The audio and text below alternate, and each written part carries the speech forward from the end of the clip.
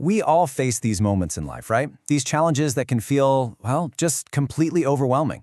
But what if you had a practical inner toolkit of strengths to help you navigate those rough waters? That's exactly what we're going to dive into today, drawn from the Raft to Freedom program. We're talking about 5 core defenders that can help us build a much more resilient and purposeful life. This quote, wow, it gets right to the heart of it, doesn't it? We all carry inner wounds, and it's so tempting to just slap a bandage on them with work or food or a million other distractions. But the Raft program teaches us that real, lasting healing, that takes something more. It means finding the strength to look a little deeper and get to the core of the pain. You know, to really get across the urgency here, Gotama the Buddha used this incredibly powerful simile. He said being caught in the grip of harmful cravings is like being struck by a poisoned arrow. Now think about it. Your first priority isn't going to be asking, hey, who shot this arrow? What's the feather made of? No, the priority is to get the arrow out before the poison spreads. It's a way of framing the struggle not as some kind of moral weakness, but as a critical situation that needs our immediate and skillful action. Okay, so if we've got a poisoned arrow to remove, what are our tools? Well, this is where the RAFT program offers us the 5 defenders.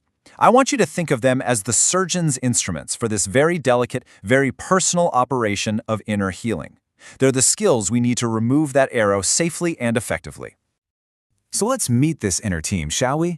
We've got confidence, courageous effort, healing mindfulness, a gathered mind, and discernment. And listen, this is not just some random checklist. These 5 qualities are a dynamic, interconnected system. They actually form the very foundation of the Raft itself, which, by the way, stands for Recognize, Abandon, Freedom, and Train. Now, to make this even more practical, the Raft program uses this fantastic central metaphor of building a raft to journey from a dangerous shore to a safe one. So let's take a look at how these 5 defenders act as the absolutely essential crew and the structural parts of that very raft. Okay, this is where that metaphor just comes alive and makes so much sense.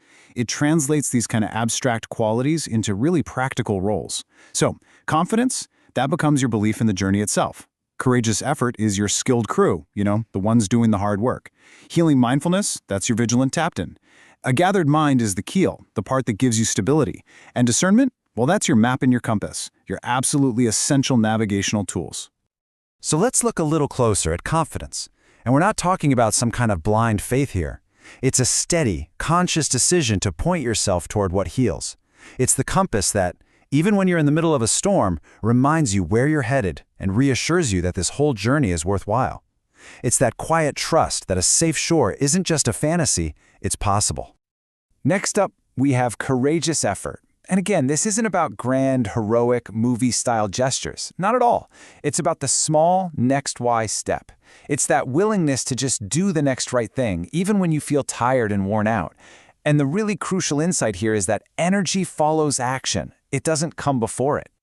And now for healing mindfulness, I love this one. Think of this as the lookout on your raft, or maybe a gatekeeper. It's the part of you that just notices. It notices the urges, the thoughts, the feelings as they arise. It sees the visitors before they're already inside the gates, and that gives you that critical space to choose a response instead of just falling into an old automatic reaction.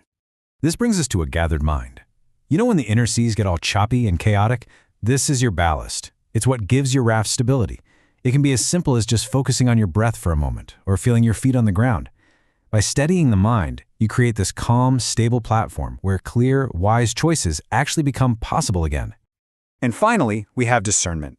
This is your inner navigator. It's that practical wisdom that just cuts through the fog of confusion. It's not about some complex philosophy. It's about asking a very simple but incredibly powerful question in that moment of choice. What leads away from harm right now? That's it. It aligns your actions with your ultimate goal of freedom. So, we've met all of the individual crew members, but the real power, the real magic, is how they work together as a team, especially when things get tough. So let's see how their collaboration actually unfolds in the heat of the moment when a trigger hits. Okay, here's how it works. Picture this. A trigger hits. First, healing mindfulness, the captain, just notices the feeling. No judgment, no panic, just awareness. This clear data gets passed to discernment, the navigator, which immediately reminds you of what's truly important. At the exact same time, a gathered mind provides the ballast, steadying your attention.